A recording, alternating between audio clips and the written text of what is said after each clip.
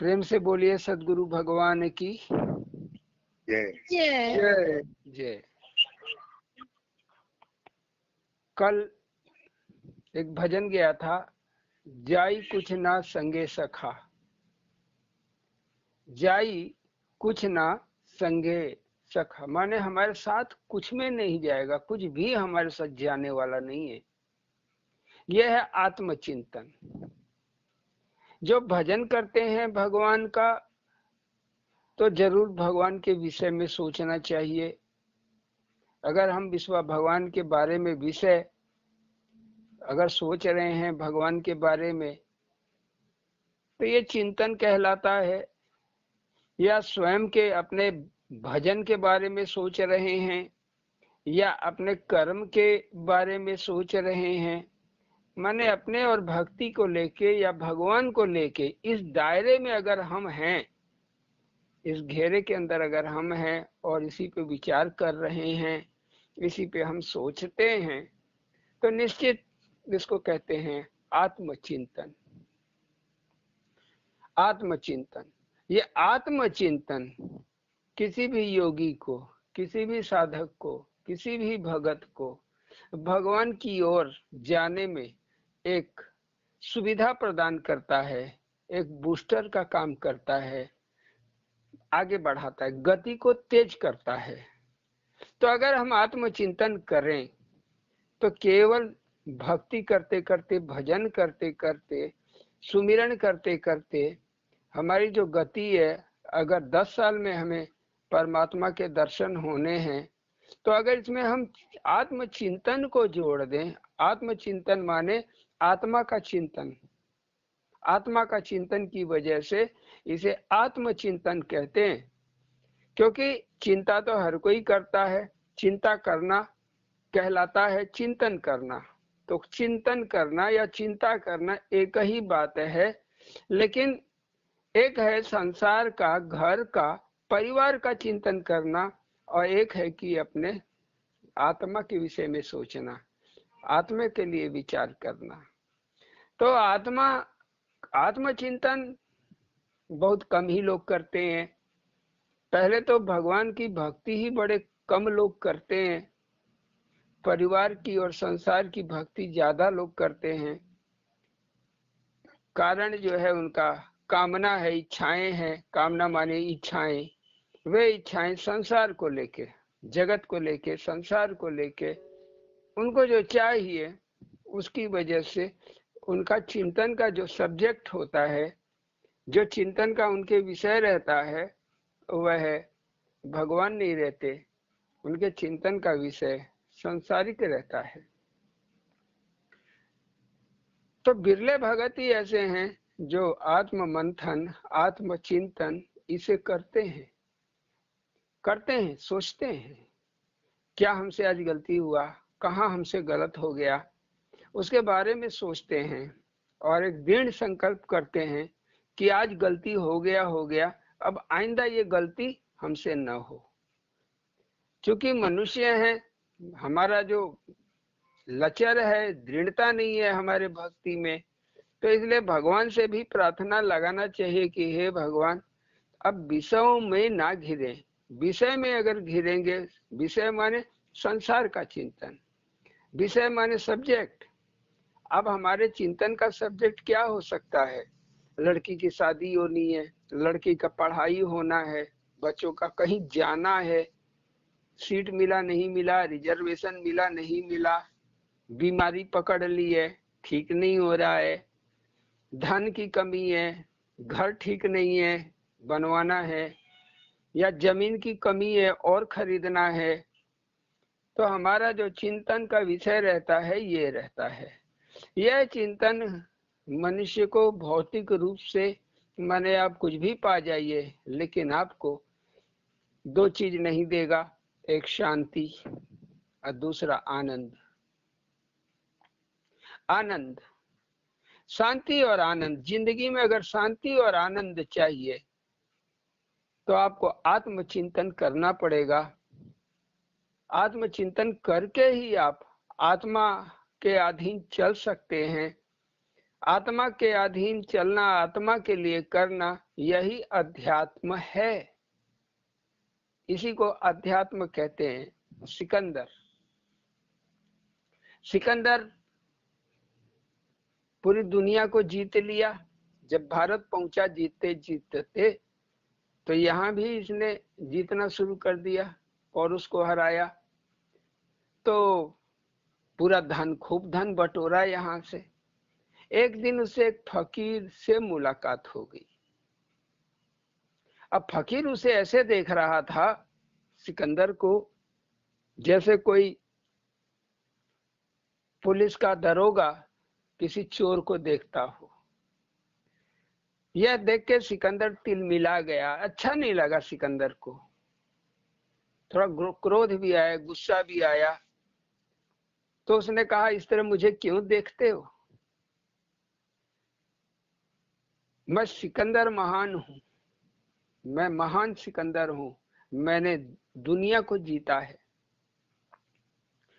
फकीर जोर से हंसा, बोला कि तूने दुनिया को जीता है? अच्छा एक बात बता, रेगिस्तान में तू जा रहा हो, जहां चारों ओर बालू है, रेगिस्तान में वैसे भी पानी नहीं मिलता, तुझे जोर की प्यास लगी है, पानी पानी तू चिल्ला रहा हो, मैं एक लोटा पानी लेके पहुंच जाऊं तो तुम लेगा कि नहीं? बोला बिल्कुल, क्यों नहीं लूंगा। बोला लेकिन मैं एक शर्त रख दूंगा कि इसके बदले में तुम मुझे क्या देगा? तो सिकंदर बोला आधा राज्य दे दूंगा। कहा नहीं, इतना सस्ते में मैं एक लोटा पानी, जिससे कि तुम्हारी जिंदगी जा रही हो, तुम्हें दे दूंगा। और कुछ आगे बोलो। सिकंदर ने कहा तब मैं एक पूरा राज्य ही आपको सौंप दूंगा, जो जीता हुआ है वो भी दे दूंगा। बोले वो भी कम है, वह भी कम है। अरे तेरी जिंदगी जा रही है, तेरी जिंदगी जा रही है, अभी चेत ले। मौत समय नहीं देती है, मौत समय नहीं देती है। तो ये जीतने के चक्कर में तूने क्या क्या किया है तुझे पता ही नहीं है। अब तेरी बारी आ गई है, मौत एक मिनट भी तुझे नहीं देगी। अहंकार से भरा हुआ सिकंदर ध्यान नहीं दिया। बोला चलो देखा जाएगा, ये कहानी गढ़ रहा है। सिकंदर जब लौटा तो अपने पैतृक गांव अपनी मां से केवल 24 घंटे का सफर बाकी था। 24 घंटे और वो चल जाता, आगे जिंदा रह जाता तो अपनी माँ से मिल जाता। क्योंकि निकलते समय उसने माँ से वादा किया था, मैं लौट के आऊंगा और सारा जीता हुआ खजाना तेरे कदमों में रखूंगा। लेकिन जब कुछ ही दूर बाकी रह गया, इतना तेज बीमार हो गया। बहुत सारे हकीम वक्त उसको देखे, हकीम डॉक्टर वैद्य सब देख के हार गए। उसने डॉक्टरों से कहा बस मुझे 24 घंटा जिला दीजिए, ताकि मैं अपनी माँ को देख सकूं।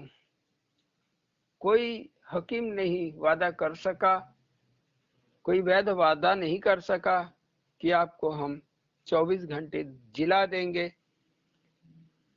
अंत में जी ही नहीं पाया, कुछ ही मिनट के अंदर उसका देहांत हो गया। देहांत से पहले उसने कहा, जब मुझे जनाजा निकाला जाए मेरा, तो दोनों हाथ बाहर निकाल दिए जाएं। लोगों ने पूछा क्यों आप ऐसा कहते हैं? उसने कहा इसलिए कि दुनिया यह देख ले कि मैंने तो बहुत कमाया, बहुत जीता, बहुत बड़ा राजा हूं। मैं बहुत बड़ा राजा हूँ, बहुत सूरवीर हूँ, लेकिन एक अदने बीमारी ने, एक छोटी सी बीमारी ने मुझे मौत के घाट उतार दिया। तो लोग देखें कि खाली हाथ ही जाना है, इतना मार काट करके क्या फायदा, इतना लूट के क्या फायदा। तो यही किया गया कि उनके हाथ कफन से बाहर निकाले गए, लोगों को दिखाने के लिए। राजा अशोक, कलिंग का युद्ध प्रसिद्ध है इतिहास में, लेकिन बौद्ध भिक्षु की शरण में जब देखे खून खराबा, तो उनको महात्मा बुद्ध की बातें याद आ गई। यह किसके लिए, इतने खून बहा करके तब मैं इस राज्य पे राज करूं, शासन करूं, यह किस काम का। तुरंत ही सारा त्याग कर दिए, युद्ध विराम कर दिए, लड़ाई बंद कर दी, दानी हो गए, बौद्ध धर्म का लगे प्रचार करने, यहाँ तक कि अपने लड़का और लड़की को विदेश भेज दिए, बड़ी बड़ी नौकाओं में बैठा के जाओ प्रचार करो। अब खुद भी जिस समय मृत्यु हुई अशोक की, उनके पास एक बौद्ध भिक्षु बैठा हुआ था और उनके घर में कुछ नहीं था, कोई नौकर नहीं, कोई चाकर नहीं, एकदम। उसने कहा मुझे चैन नहीं मिल रहा है, मुझे आराम नहीं मिल रहा है, बड़ी छटपटाहट हो रही है। तो बौद्ध भिक्षु ने कहा तुमने जो किया है उसका प्रायश्चित इतना जल्दी कैसे हो जाएगा, अभी तुम्हारे प्राण छटपटाएंगे, तुम मेरी सूरत को देख लो, मुझे देखो, तुम्हें शांति मिल जाएगी। तो अशोक ने देखना शुरू किया, धीरे धीरे धीरे धीरे उसकी आंखें बंद हो गई और अपनी वीर गति को प्राप्त हुआ।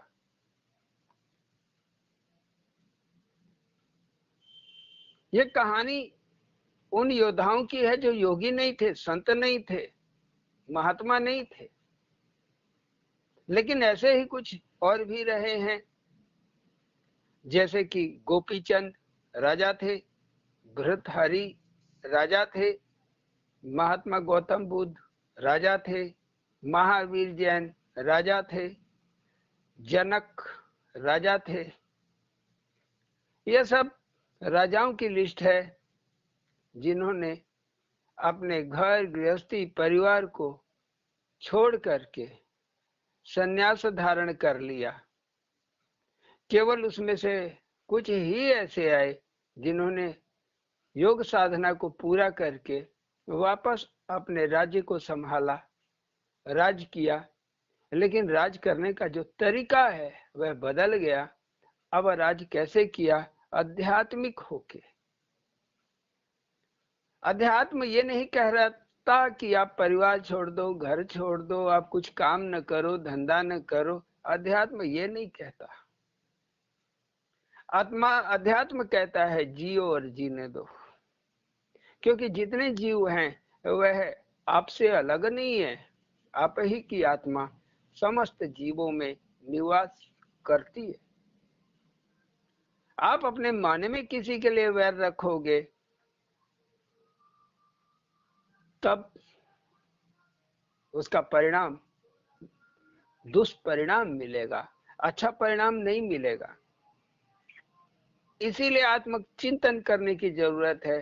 दुर्गा सप्तशी में दुर्गा कहती हैं कि लाखों करोड़ों मेरे भगत हैं, उन लाखों करोड़ों में किसी एक पे मेरी विशिष्ट निगाह रहती है। माने एक लाखों में एक पे मेरी निगाह रहती है, मैं उसे भीड़ से अलग कर देती हूं। वही कृष्ण कहते हैं कि मुझे सारे भगत प्यारे, सभी जीव मेरी ही आत्मा है, मेरी ही आत्मा से मेरा ही अंश है, मेरा ही हिस्सा है, कुछ अलग नहीं है। लेकिन जो इसमें भगत होते हैं मैं उनसे प्रेम करता हूं। इन भक्तों में भी जो ज्ञानी जन होते हैं वह मेरा स्वरूप होते हैं, जो ज्ञानी भगत हैं वह मेरा स्वरूप है, माने कृष्ण का ही स्वरूप है। कृष्ण कहते हैं संभाव होके चलो, मतलब संभाव का मतलब कि अति की तरफ ना बढ़ो। आपका जीवन चल रहा है, जैसे चल रहा है आप उसी में खुशियों को खोजो, लेकिन आप खुशियों को नहीं खोजते हो, या हम लोग नहीं खोजते हैं। क्यों? हम अभाव को खोजते हैं, हम कमियों को खोजते हैं। क्या कमी है, क्या कमी है, और उस कमी को हम पूरा करने के लिए प्रयास करते हैं, प्रयास करते हैं। माने यही है कामना।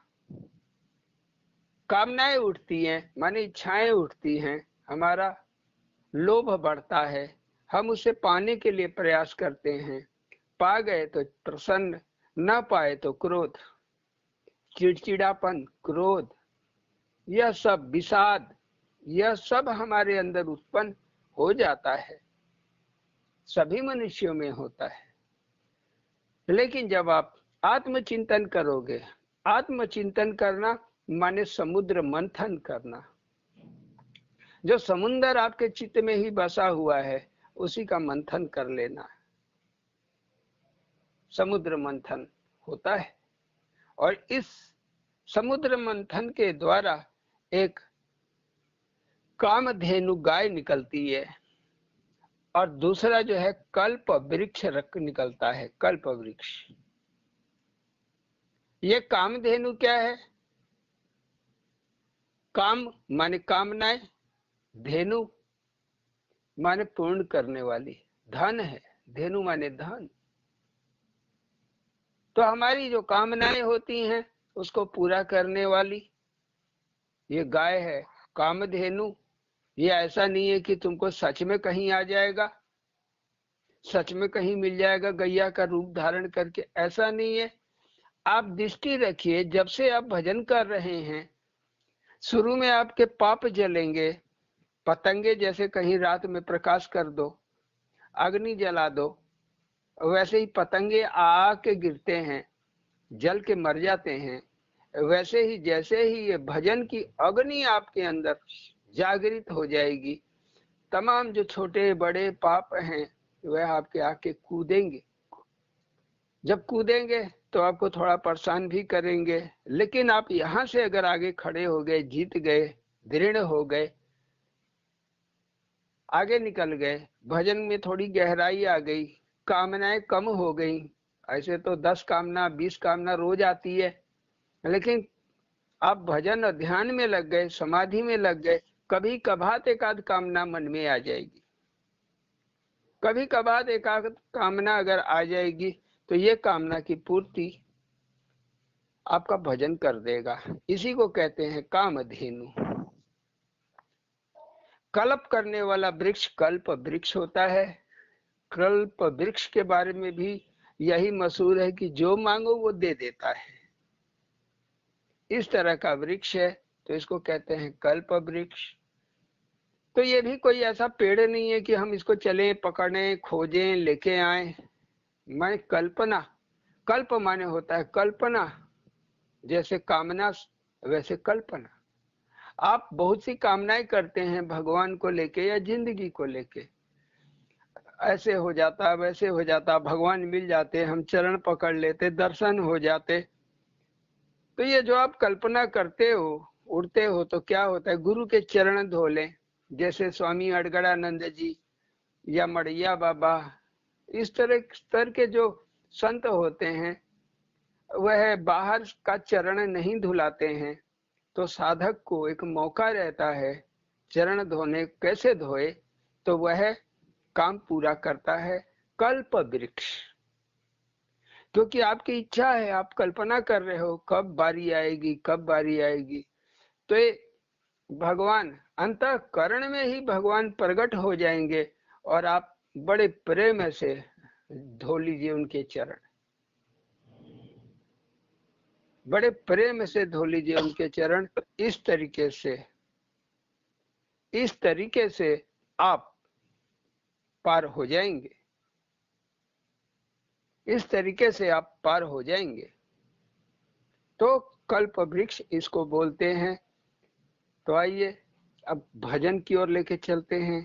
तो ये आत्मचिंतन को लेके ही ये जाई कुछ ना संगे सखा, मतलब कुछ हमारे साथ नहीं जाने वाला है। जिसे हम समझते हैं ये मेरा है, ये पराया है, संसार में न कोई पराया है न कोई मेरा है। यही तो ये जो माया है हमारी बुद्धि को छेक ली है, माने कवर कर ली है, पैक कर दी है कि हम उससे आगे देख ही ना सके कि यह हमारा लड़का है तो पिछले जन्म में हमारा इसका क्या रिश्ता था, यह हमारी पत्नी है तो पिछले जन्म में इसका हमारा क्या रिलेशन था। हम कई जन्मों के जब रिलेशन को खोजेंगे पाएंगे तब पता चलेगा कि ये लड़का क्यों आया, आपको सुख देने आया कि आपको दुख देने आया। है जीव, जैसे आप एक जीव, आपका परिवार में भी कई सारे जीव एक साथ इकट्ठे हो गए, यही संजोग है, यही काल का खेल है। काल बटोर लेता है और एक मोह की गठरी में बांध देता है, मैं है मेरा है। वैसुदेव कुटुंबकम, पूरा जगत ही मेरा है, ऐसा महान विचार महान संतों का ही होता है, शंकराचार्य जैसे। वैसुदेव कुटुंबकम, मैं ही ईश्वर स्वरूप हूं, मैं सभी में हूं। मंसूर, पत्थर मारे गए, उनको टुकड़े टुकड़े उनके हाथ पैर के कर दिए गए, जीभ काट ली गई, आंखें निकाल ली गई, कान काट लिए गए, फिर भी बोले अनल हक, मैं ही खुदा हूं,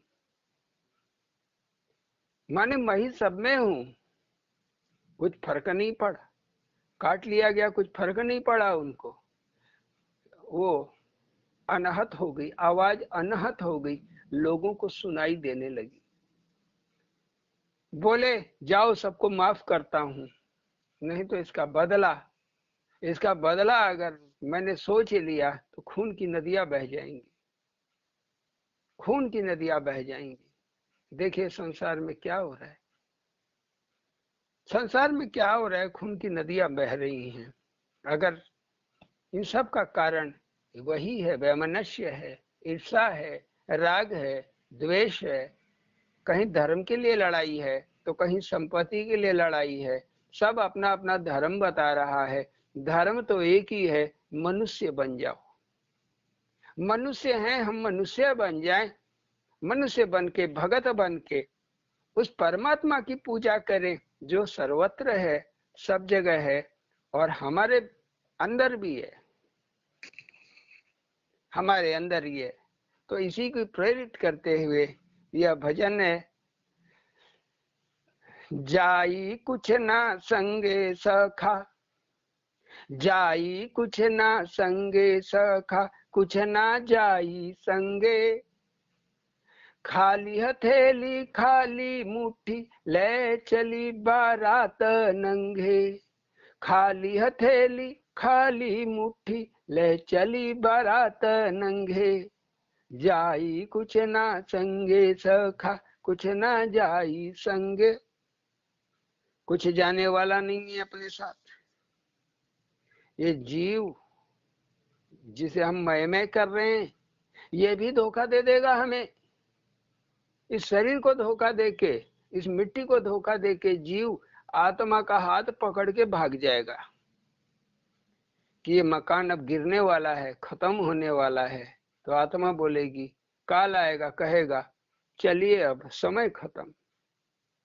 तो एक मिनट भी नहीं मिलेगा कि तुम कुछ कर सको, एक मिनट भी एक्स्ट्रा नहीं, एक मिनट भी ज्यादा नहीं। कभी सोचा है खाली हाथ खाली मुट्ठी ही चलेंगे? अल्लाह बाराती, बारात चलेगी साथ में। कोई भी जनाजा उठता है, लोग लेके चलते हैं अर्थी को, तो साथ में बारात चलती है, पूरी बारात पीछे पीछे। लेकिन जो मुर्दा होता है उसको नंगा ही लेटाया जाता है, उसको केवल एक कफन से ढक दिया जाता है। बस उसको कोई पैंट शर्ट चड्ढी बनियाइन कुछ नहीं पहनाया जाता, कुछ नहीं पहनाया जाता। ऐसे ही उसकी मिट्टी को लेके चल देते हैं लोग, बाराती पीछे पीछे। तो इसीलिए खाली हथेली खाली मुट्ठी, ले चली बारात नंगे, ले चली बारात नंगे। तो लेके चल देंगे। आपके कहाँ गई लज्जा, कहाँ गया आपका अहंकार? क्योंकि अब प्राण नहीं, अब आप निष्प्राण हो, मुर्दा हो। तो जो कुछ आपके साथ दुनिया कर ले, चाहे नंगा लेके जाए, चाहे आपको कपड़ा पहना के लेके जाए, चाहे 10 डंडा कोई मार दे, कोई चाकू मार दे, क्या फर्क पड़ेगा? लोग लड्डू थमा देते हैं हाथ में, पता नहीं क्यों थमाते हैं, वो तो गिर जाता है बार बार। क्या मुर्दा लड्डू खाएगा? जीते जी हम खिलाते नहीं है, मरने के बाद खिलाने की बात करते हैं। जीते जी हम उनको नहलाए नहीं, अपने माँ बाप को, जरूरतमंद को खिलाए नहीं, नहलाए नहीं, सेवा नहीं की। बस हम अपना ही देखते रह गए। हमारे ही बच्चे हमारे हैं, हमारी पत्नी हमारी है, हमारा पति हमारा है, बाकी सब जाए भाड़ में। बाकी देवर मित्र दोस्त ये सब अलग दिखाई देते हैं, हमारा नहीं है, हमारे परिवार का हिस्सा नहीं है। लेकिन भगवान ने कोई बंटवारा नहीं किया है, भगवान ने अपनी आत्मा सबको दे दी है। सब जीवों में उस परमात्मा की बराबर आत्मा उतनी ही शक्ति रखती है, चाहे शरीर कितना भी बड़ा हो या छोटा हो। तो चलिए, जिंदगी भर कपड़ा नहीं पहनाया, जिंदगी भर लोग उतने नहीं जुटे पीछे पीछे, दुख में आए मदद करने के लिए। सुन लिया दुखी है, परेशानी है, पैसा देना पड़ेगा, खर्चा लगाना पड़ेगा, कितने लोग भाग लेते। अरे जाओ मत, नहीं तो पैसा मांग लेगा, नहीं तो दवा कहेगा दिला दो। ऐसे भी संसार में लोग हैं। इसलिए दान के लिए आगे बढ़ना चाहिए। दान का यही महत्व है, जरूरत को मंद को दिया हुआ दान फलित होता है। नहीं तो आप ऐसे फेंकते रहो सड़क पे, कोई फर्क नहीं होता। दान वही कामयाब है जो सही जगह इस्तेमाल हो जाए। अगर सही जगह इस्तेमाल नहीं हो रहा है तो आपका दान बेकार गया, तो वो कुदान कहलाता है। तब वो दान नहीं, कुदान कहलाता है। दान दाता को हानि पहुंचाता है, देने वाले को नुकसान भी करता है। तो दुई गज सूत कफन ओढ़ाई, दुई गज सूत कफन ओढ़ाई, देंगे सब श्रद्धांजलि। सब आके श्रद्धांजलि देंगे। जो कहता है पीछे पीछे, अरे बेड़ा बेकार आदमी है यार, मर जाता तो अच्छा रह गया, बहुत चिल्लाता है, बहुत गाली पकड़ देता है, बड़ा बेकार आदमी है,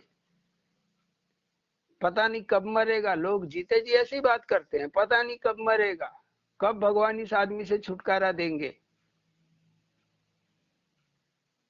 और जब मर जाता है तो आंसू बहाते हुए आते हैं, एक कफन 50 रुपए का खरीद लाते हैं, देते हैं, लो भैया कफन लाए, ओढ़ा दिया जाता है, थोड़ा फूल लेके चढ़ा देते हैं, श्रद्धांजलि दे रहे हैं।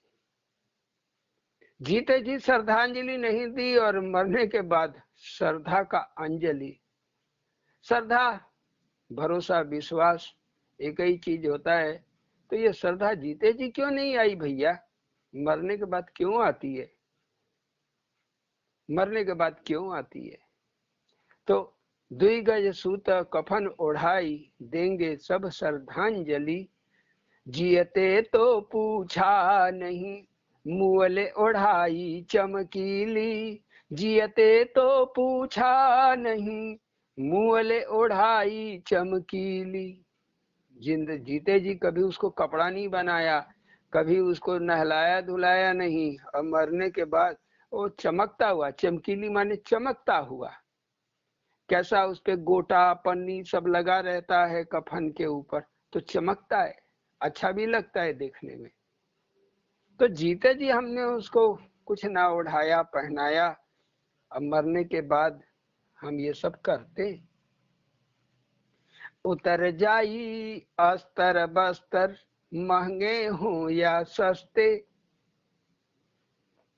अस्तर बस्तर माने वस्त्र जो हमारे हैं, जो कुछ हमने पहन रखा है, गहना, घड़ी, मोबाइल, बड़े बड़े महंगे महंगे मोबाइल, हमारे कपड़े, पैंट शर्ट कोट टाई, कितना भी हम करोड़ों का खरीद लें, अगर हम 1 करोड़ वाला कपड़ा भी पहन के रखे हैं सोने से मढ़ा हुआ, तो भी मरने के बाद उतर जाएगा, आपके शरीर से उतर जाएगा।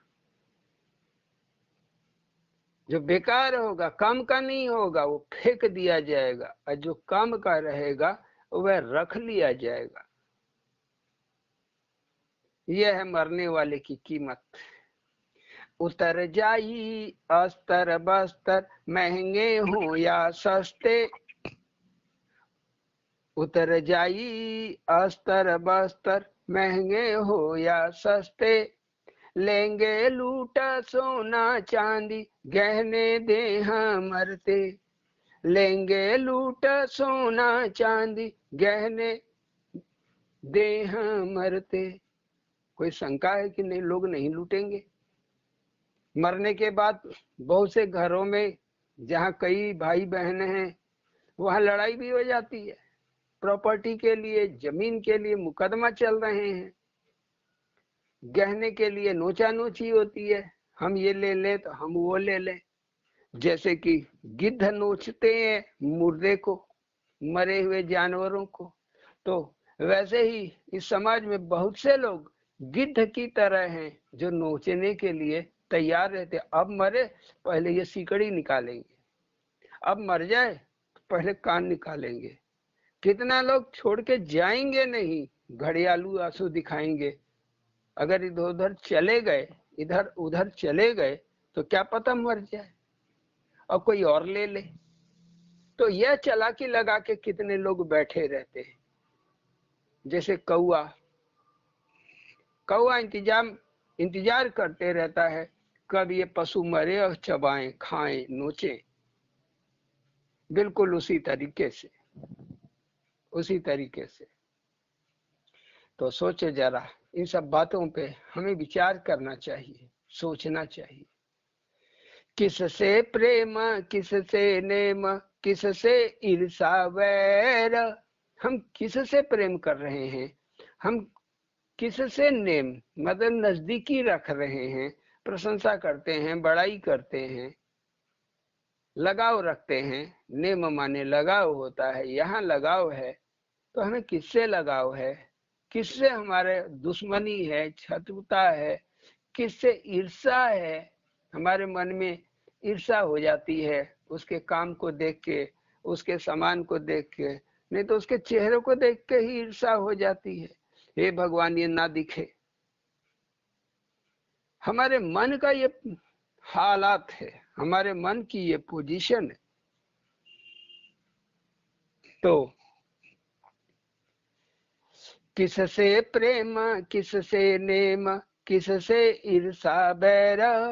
चलेंगे सब बाराती, अल्लाह मनाए खैर। चलेंगे सब बाराती, अल्लाह मनाए खैर। लेकिन सब मर जाएंगे। तो ये जिनसे हम ईर्षा कर रहे हैं, जिनसे हम बैर रखे हुए हैं, मन प्रेमी को तो बात ही छोड़ दो, जिससे संबंध रखे हुए हैं, आपकी बारात में सब शामिल हो जाएगा और सब एक ही बात मनाएगा, हे भगवान मृतक आत्मा को शांति प्रदान करना। सब यही मनाएगा। तो अल्लाह मनाए खैर। कोई ये नहीं मनाएगा कि नहीं नहीं इसको शांति ना मिले।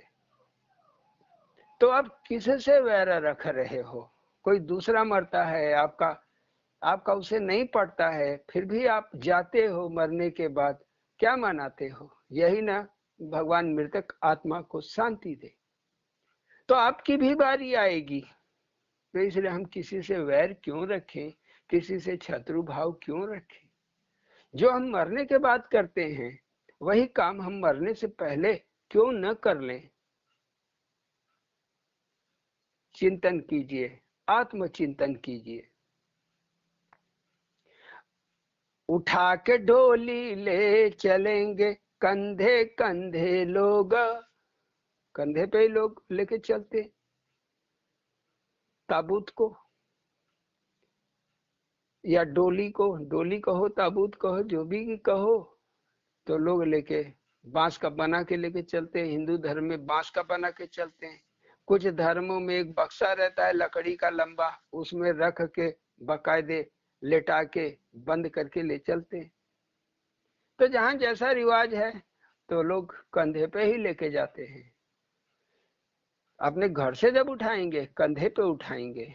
लोग सोचते हैं कि हम भी कंधा दे दें, हम भी कंधा दे दें, माने विदाई दे दें, विदाई दे दें। तो हर कोई विदाई देना चाहता है।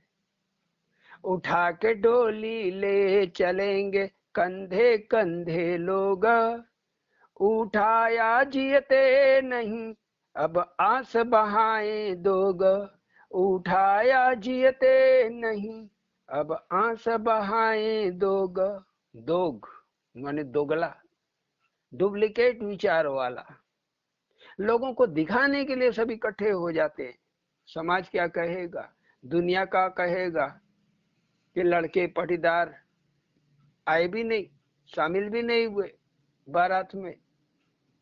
लोग इंतजार करते हैं 2 4 6 घंटे का, कभी कभी दिन भर इंतजार करते हैं कि आ जाएं, इकट्ठे हो जाएं, तब ये उठे। तो जिसको हम मरने के बाद उठा रहे हैं, जिसके लिए हम मरने के बाद आंसू बहा रहे हैं, हम क्या जीते जी कभी उसके लिए आंसुओं को बहाए हैं? सोचिए, कभी आप बहाए हैं? हम बहाए हैं?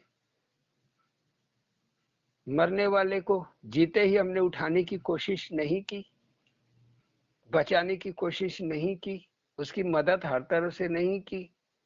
अगर की है तो सही है, अगर नहीं की तो फिर क्या इकट्ठा होके दुनिया को दिखाने के लिए एक रिवाज अपनाया गया है, ऐसे करना चाहिए, तो बस हम भी वही कर रहे हैं। तो ऐसी फॉर्मेलिटी इस परमात्मा के दरबार में नहीं चलती है। जाओ तो सच्चे मन से, आधे अधूरे मन से ना जाओ। सेवा करना है तो जीते कर लो, मरने के बाद क्या सेवा कर लोगे? यही है, इसीलिए कबीर साहब इसको कहते हैं उलट रास्ता। ये संसार से पूरा उल्टा रास्ता है, उल्टा, संसार का उल्टा रास्ता है। संसार एक तरफ चलता है तो योगी जन, संत जन, महात्मा जन वो पूरी दुनिया से अलग ही चलते हैं। उनका विचार, सोच, कर्म सब दुनिया से अलग रहेगा। तो राम नाम सत कहेंगे जब उठा लेंगे, तो हिंदू लोगों में कहते हैं राम नाम सत्य है। मुसलमान लोग भी कलमा वगैरह पढ़ते हैं, कुछ न कुछ करते हैं। तो राम नाम सत कहेंगे अपने न जाने रामा। अपने तो राम को जानते ही नहीं है, खाली मुंह से कहेंगे राम नाम सत्य है, राम नाम सत्य है। जब राम नाम सत्य है तो उस सत्य को क्यों नहीं हम अपनाते हैं? क्यों नहीं हम राम नाम का भजन करते हैं? इसलिए अपने जानते ही नहीं है, खाली मुंह से बोल दिया, दूसरों से सुना, दूसरों का देखा, इस तरह का लोग कर रहे हैं। लोग इस तरह से बोल रहे हैं तो हमने नकल मार लिया। तो राम नाम इसलिए सत्य है, राम है आत्मा जो रमण कर रही थी, वो निकल गई तो असत्य, जो असत्य है वो असत्य है वही बचा, और जो सत्य है वह तो चला गया, वह चला गया। तो राम नाम सत्य कहेंगे अपने न जाने रामा। फूक ताप शमशाने, फूक ताप शमशाने करेंगे आपन कामा। फूक ताप शमशाने करेंगे आपन कामा। जाएंगे जला देंगे, जल गया 1 घंटा 2 घंटा 3 घंटा जला के चले आएंगे, फिर अपना अपना काम करेंगे, फिर अपनी अपनी बात कहेंगे, अपना अपना काम करेंगे। जिसको जो काम है वो करते रहेंगे, जिसका वो काम है करते रहेंगे।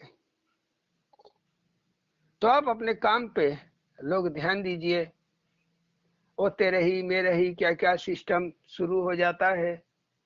लोग उसमें भी फिर शॉर्टकट बना लेते हैं, अरे ये फालतू है, ये क्यों करे वो क्यों करे। तो लोग अपने तरीके से ही उसको वो कर लेते हैं, लोग अपने तरीके से ही उसे बना लेते हैं। तो लोग तो भूल जाते हैं,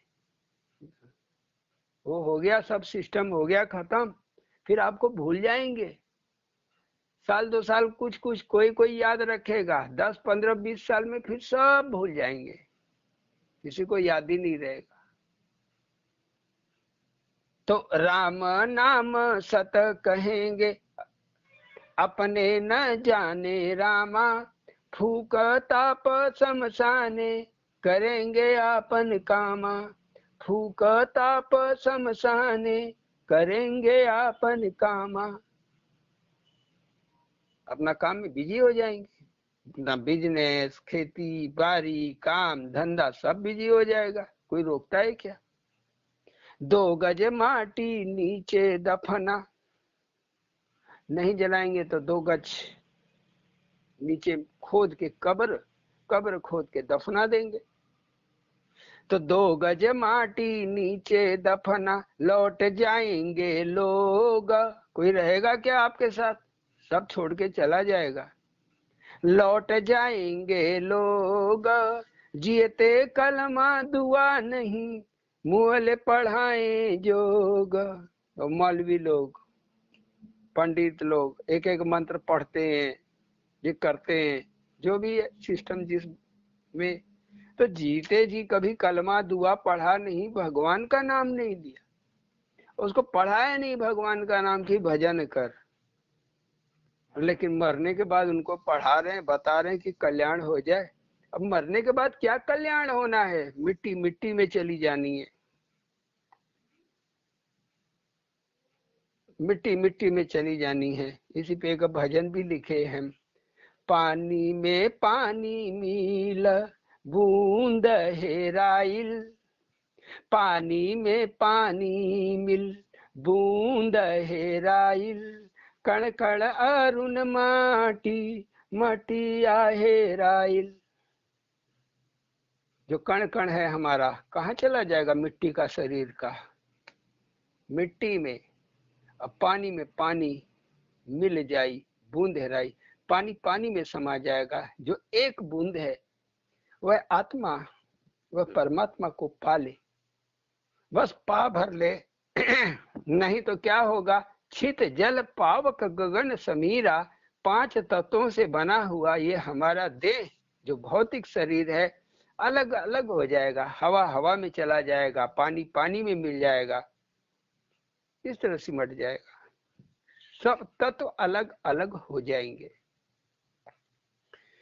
तो इसलिए योग पढ़ना है, योग माने जुड़ना, जुड़ना है अगर तो पहले ही सोच लो कि क्या करने से अच्छा, किससे जुड़ के फायदा, किससे जुड़ के नुकसान।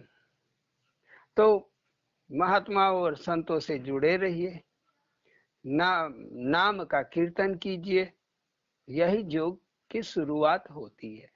बाकी अपना रूटीन काम जिंदगी का कीजिए, जब समय मिले तो कीर्तन कर लीजिए, भजन कर दीजिए, सांझ का भजन पकड़ लिए हैं तो ध्यान दीजिए, सुबह शाम दोपहर 10 बार आप दिन भर में 2-2 10-10 5-5 मिनट का कर सकते हैं। ऐसा नहीं कि इकट्ठे बैठ के आधा घंटा ही करें, हाथ पैर धोएं और शांति से बैठ जाएं, कहीं बैठ जाएं, नीचे कुछ बिछा के बैठेंगे तो बेहतर रहेगा। क्योंकि जो साधक और भगत होता है शुरुआती, उनको ऊंचा पे बैठ के नहीं करना चाहिए, जमीन पे ही बैठे, या कुछ तख्ता बनवाना है तो बड़ा कम हाइट का, 2-4-6 इंच का, बस बड़ा तख्ता बनवाए कि गिरे ना, गिरे तो चोट ना लगे। तो इस तरीके से शुरुआत होती है। तो किसको तू अपना समझा, जीवन किया निछावर, हमने किसको अपना समझा? अपने लड़कों को, अपने औरत को, अपने नाती पोतों को अपना सोच के हमने पूरी जिंदगी लगा दी। जिंदगी भर की सारी कमाई उन्हें दे दी। ले लो, मेरी जमीन ले लो, मेरी बैंक बैलेंस ले लो, मेरे पास जो सोना चांदी है ये भी तुम ले लो, मैं क्या करूंगा? ज्यादातर मनुष्यों की जो बुजुर्ग होते हैं, बड़े हो जाते हैं, उनकी यही प्रवृत्ति होती है, वो अपने बच्चों के लिए ही करते हैं। जब तक माँ बाप थे तब तक तो ठीक, लेकिन जब बच्चे हो जाते हैं तो उनका 90% झुकाव अपने परिवार की तरफ हो जाता है। खाली 10-5% ही भाइयों की तरफ, माता पिता की तरफ, खाली 10-5, वो भी दूर से ही कभी कभार पूछ लिया तो पूछ लिया, नहीं तो पड़े हुए हैं माँ बाप कूड़े करकट में, कोई पूछने वाला नहीं। जब कफन ओढ़ाने का टाइम आएगा तब आएंगे, तब आंसू बहाएंगे, तब पापा पापा कह के रोएंगे। तो जिसके लिए हमने अपनी जिंदगी पूरी बर्बाद कर दी, अगर इतना जिंदगी हम लगा देते भगवान के लिए तो क्या बात ही होती। कामधेनु गाय हमारे घर बंधी होती, हमारे आंगन में कल्प वृक्ष खड़ा रहता, सब काम ऑटोमेटिक हो जाता। तो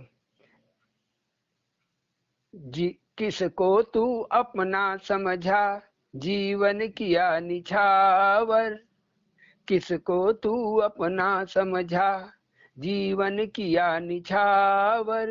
बूढ़ापे में त्याग दिए, के पूछी मुँहले आकर, के पूछी मुँहले आकर। तो मरने के बाद क्या पूछ के फायदा, कौन पूछेगा? जब जीते जी लोगों ने सेवा नहीं किया, त्याग दिया, त्याग दिया, ख्याल ही नहीं रखा, अपने धन कमाने के लिए माँ बाप को छोड़ दिया, अपने बच्चों की जिंदगी बनाने के लिए वो भूल गया कि मैं भी किसी का बच्चा, मेरी भी जिंदगी किसी ने बनाई होगी, उसे भूल गया। जो उसका पहला गुरु माँ बाप है, जो अपने ही पहले गुरु, उन्हें हमने त्याग दिए और बाहर के गुरु को पकड़ के हम योग सीखने जा रहे हैं। तो पहले अपने उस गुरु को, जन्म गुरु को पकड़ लो और उनकी सेवा तो कर लो, उनको सहारा तो दे दो।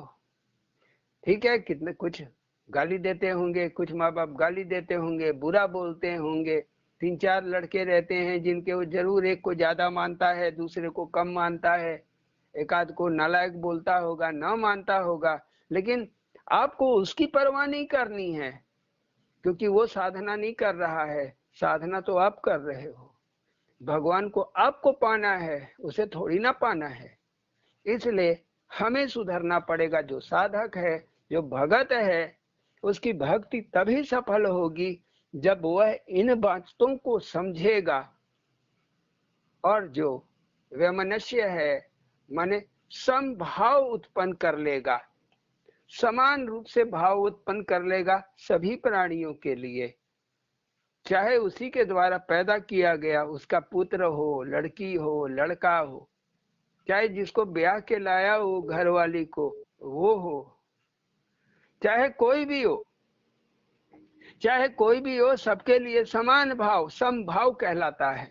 सभी के लिए समभाव रखने वाला ही कृष्ण का योगेश्वर होता है, कृष्ण का शिष्य कहलाता है, शिष्य कहलाता है। तो जियते दगा दे गए, कितने मिल मिला कर। कितने लोग आपकी जिंदगी में आए होंगे जो धोखा दे गए होंगे, आप उसकी भी परवाह न कीजिए। और कितने भी ऐसे भी होंगे जिनको प्रॉपर्टी में, संपत्ति में हिस्सा नहीं मिला, जिनका कर्जा रह गया, कहीं लिखा नहीं है, आप मर गए, वो अपना माथा पीटेगा, घर दौड़ेगा, मेरा कर्जा दे दो, नहीं तो केस कर दूंगा, ये कर दूंगा। तो जियते दगा दे गए, कितने मिल मिला कर, मरले संपत मिला नहीं, रह गए तिल मिलाकर। यह व्यवहार है, ये व्यवहार है मनुष्य का कि संपत्ति के लिए ही सारा व्यवहार बनाता है, संपत्ति के लिए ही सारा व्यवहार बनाता है। संपत्ति ना मिले तो व्यवहार भी नहीं बनाता। या तो लोक लाज से बनाता है, या तो लोक लाज से बनाए, या तो फिर संपत्ति के लोभ के लालच में बनाए। तो जियते भोग दिया नहीं, मुअले देते पानी। लोग नहाते हैं, पानी देते हैं, भैया हम भी जल दे दे। वो काला तिल हाथ में रख के पानी भर के चढ़ा देते हैं नहा के। पिंडदान, लो पिंड खा लो, पूर्वजों को पिंड देते हैं। क्यों नहीं हमने जीते जी उनको भोजन करा दिया, उनके लिए अलग से भोजन निकाला जाता है, क्या जरूरत है। तो जियते भोग दिया नहीं, मुअले देते पानी। जियते सेवा किया नहीं, कहते पिंड दानी। कहते हम पिंडदान कर रहे हैं, हम पिंडदानी है, श्राद्ध कर रहे हैं। जीते जी उतना खर्च भी नहीं किया, उतना समय भी वक्त भी नहीं दिया जितना अब श्राद्ध के लिए, पिंड के लिए दे रहे। जबकि वही कर्म हमने उनके साथ जो कर्म किया है, वही कर्म तो हमें दुख दे रहे। हमने अगर बुरा किया है, उन्होंने हमारे लिए जो किया उसके बदले हम उनको बुरा किया है, तो बुरे का परिणाम बुरा ही रहेगा, अच्छे का परिणाम अच्छा ही रहेगा। जो तो को काटा बोवे ताही बोए तू फूल। कोई तुमको कांटा अगर मार रहा है, तुम फूल ही मारो, तुम फूल ही बिछाओ। तो को फूल के फूल है, तुम्हें बदले में फूल ही मिलेगा। अब वाको है त्रिशूल, उसको एक कांटे के बदले 3 कांटे मिलेंगे, 3 कांटे मिलेंगे। तो इसलिए जीते जी ही अगर सेवा कर ले, जीते जी ही हम उनको खिला दिए, इससे बड़ा और क्या चाहिए। मरने के बाद ये खिलाना पिलाना ये सारा अंधविश्वास है। जो मरा, कृष्ण कहते हैं ये आत्मा एक देह छोड़ते ही दूसरे देह में जन्म ले लेती है, दूसरे पिंड में चली जाती है। तो हम किस लिए पिंड दान कर रहे हैं। हमारे बाप दादा कहीं ना कहीं वो घूम रहे हैं, शरीर पाके घूम रहे हैं, शरीर से घूम रहे हैं। ये समझने की बात है, सोचने की बात है, कृष्ण पे विश्वास करने की बात है। तो जिसका तूने धोया मल, पैखाना सीने लगाकर। अपने बच्चों का सीने से लगा के हमने टट्टी साफ किया, पैखाना माने टट्टी, तो टट्टी मल ये सब साफ किया। जिसका तूने धोया मल, पैखाना सीने लगाकर। उसने भी सेवा किया नहीं, बूढ़ापे में आकर। उसने भी नहीं सेवा किया। जिसको माँ ने दूध पिलाया, बाप दौड़ा ले लेके, बीमार है बच्चा, खा ले, दूध पी ले, ये कर ले, वो भी भूल गया। बुढ़ापे में जब जरूरत माँ बाप को, तो लड़के बच्चे दगा दे दिए। का मुअल गैया खाई घास, मुअल कुकुर मांस। मरा हुआ कुत्ता मांस खाएगा, मरी हुई गाय क्या घास खाएगी। जियते भजले रे बंदे, मुअले कवन आस। इसीलिए जीते जी भजन कर लो, जो करना है जीते जी कर लो, जो कर्म करना है, अच्छा कर्म करना है, वह जीते जी कर लो। मरने के बाद उम्मीद ना रखो, मरने के बाद तुम उसी कर्म बंधन में जाओगे जो करके आए हो, आगे उसके परिणाम को पाओगे, रिजल्ट आउट होगा, तो अगला जन्म हो जाएगा। छोड़ जग चिंता अरुण, धर ले हाथ हरी। तो इस तमाम जो देखने में पूरे दिमाग में खलबली और उलझन मचा देती है, इनके चिंता ही ना करो, इनके बारे में सोचो ही ना, विचार ना करो, बस परमात्मा का हाथ पकड़ लो, सदगुरु का हाथ पकड़ लो, परमात्मा का हाथ पकड़ लो। नाम कीर्तन करोगे, गुरु मिलेंगे। गुरु मिल गए तब हरि मिल जाएंगे, माने परमात्मा मिल जाएंगे। छोड़ जग चिंता अरुण धर ले हाथ हरि, नर में नारायण गुरुमुख सूर सरी, नर में नारायण गुरुमुख सूर सरी। नर, इसी नर रूपी शरीर में जो तमाम मनुष्य शरीर है, वो तो नारायण पशुओं में भी है, पक्षी में भी है, लेकिन जो नर माने भगत, जो भक्ति करता है, भजन करता है, यह नारायण खड़ा हो जाता है, ये परमात्मा अपना अनुभव देने लगता है। पशु पक्षी भगवान को भी अनुभव करके क्या पाएंगे? कुछ नहीं। तो इसलिए नर में नारायण, ये जागृति है नारायण, वह परमात्मा, हृदयस्थ परमात्मा अपने आप को दिखाने लगता है, झलकाने लगता है। तो गुरुमुख सूर सरी, जो गुरु का मुख है, वाणी है, या गुरु जो कहते हैं, या उनका जो सूरत है, इसको कहते हैं सूरत। तो जो सूरत है वह क्या है? सूरसरी है। सूरसरी माने गंगा है, जिस गंगा की हम बात करते हैं, जिस ज्ञान की हम बात करते हैं, यही सूरत पकड़ के तब हम नारायण तक पहुंच जाते। तो ये सीढ़ी है, गुरु चरण या गुरु का मुख, दोनों को गुरुमुख कहा जाता है। तो भगत का मुख जो है, विचारधारा पूरी गुरु के लिए अगर प्रेरित हो गई, चलने लगी, बहने लगी, तब क्या हो गया? गुरुमुख। जैसे नंदी गुरुमुख है, शिव को देखते रहता है, वैसे भगत सदगुरु को देखते रहता है, उस भगत को गुरुमुख कहा जाता है। यही मूल ज्ञान है। शिव को पाना है, परम तत्व को पाना है, तो शिव की तरफ निगाहें रखो। शिव जो आपके भीतर विद्यमान है, आपके हृदय में है, उधर ध्यान रखो।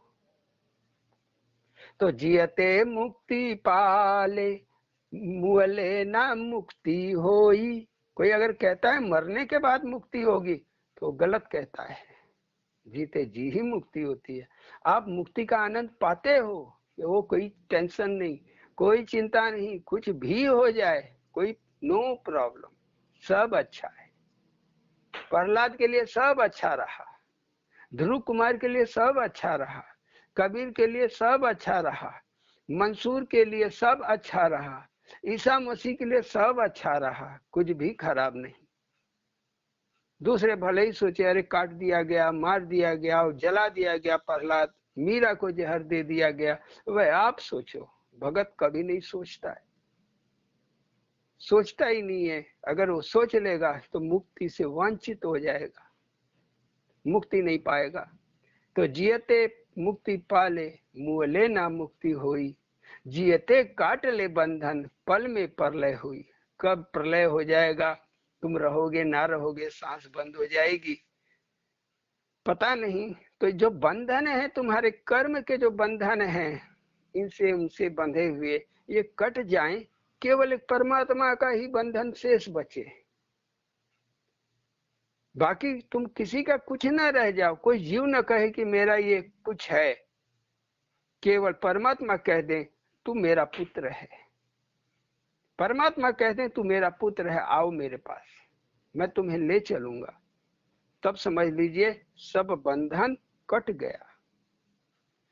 सतगुरु हरि रखवार, करी है सेवा सिंगार। आप भरोसा कीजिए, तो सतगुरु ही सब सेवा आपकी करने लगेंगे, श्रृंगार करने लगेंगे। चाहे आपका बुढ़ापा हो, बीमारी हो, कुछ भी हो, वो सदगुरु सारा व्यवस्था आपके लिए कर देंगे, आपको खुशहाल बना देंगे। श्रृंगार माने खुशहाल बना देना। दुनिया देखेगी अरे वो भगत तो बड़ा संपन्न है, कोई टेंशन नहीं, कोई चिंता नहीं, झोली में 10 रुपया भी नहीं, लेकिन मस्त है, टेंशन ही नहीं है। तो सतगुरु रक्षा करने वाले, रखवाली करते हैं, आपकी पूरी साधना की रखवाली करते हैं। आपकी साधना जरा सी गड़बड़ होगी नहीं, तुरंत आपको चेतावनी इशू कर देते हैं, एक दृश्य के माध्यम से आपको चेतावनी देते हैं। उसको समझ लीजिए, और ठीक हो जाइए। श्रद्धा सुमिरन विश्वास उतर जाएगा पार, श्रद्धा सुमिरन विश्वास उतर जाएगा पार। ये 3 मूल मंत्र श्रद्धा, सुमिरन और विश्वास आपको पार उतार देंगे। नित अरुण साथ हरि आनंदम मझधार, इस मझधार में भी आनंद है, इस संसार में मझधार में भी आनंद है। हमेशा अरुण के साथ वह हरि है, परमात्मा है। नित अरुण साथ हरि आनंदम मझधार, कर ले एतबार सदगुरु करण धार। एतबार कर लो, हमारा अनुभव है, हमारे साथ हुआ है, और भी महापुरुषों के साथ वही हुआ है। सदगुरु का एतबार कर लो, वही पार लगाएगा, सदगुरु ही तुम्हें पार लगाएगा, ये पक्की बात, विश्वास कर लो। तो जाई कुछ ना संगे सखा, कुछ ना जाई संगे, भज हरि हरि हरि हरि जई हैं संगे, हरि जई हैं संगे। हरि तुम्हारे साथ जाएंगे, वो शमशान से आगे, वो मुर्दे से आगे का सफर, वह परमात्मा साथ साथ तुम्हारे रहेगा। यमदूत नहीं रहेगा, यमराज नहीं रहेगा, काल नहीं रहेगा, परमात्मा स्वयं रहेगा। और इससे बड़ी बात क्या चाहिए? मुक्ति का अधिकारी बन जाइए, मौका है आपके हाथ में। प्रेम से बोलिए सद्गुरु भगवान की जय। जय।